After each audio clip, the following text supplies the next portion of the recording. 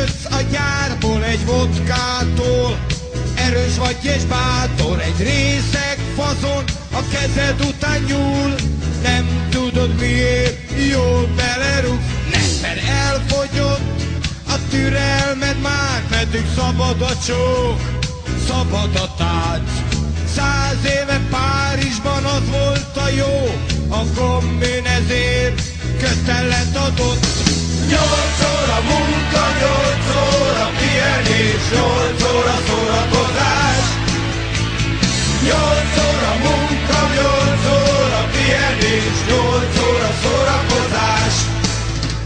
A kocsmában ott van a nagy élet, tompulnak az agyak, élesek a kések, sűrű a levegő az olcsó sör szagától, eleged van már Kibaszott világból. 8 óra munka, 8 óra pihenés, 8 óra szórakozás.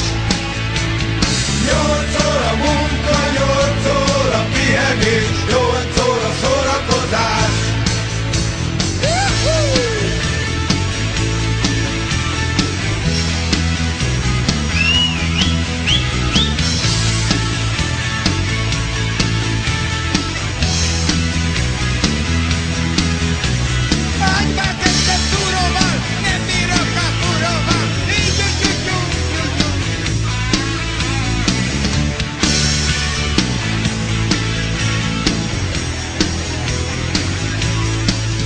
De a munkának vége, kijössz a gyárból egy vodkától, erős vagy és bátor, egy részeg fazon a kezed után nyúl.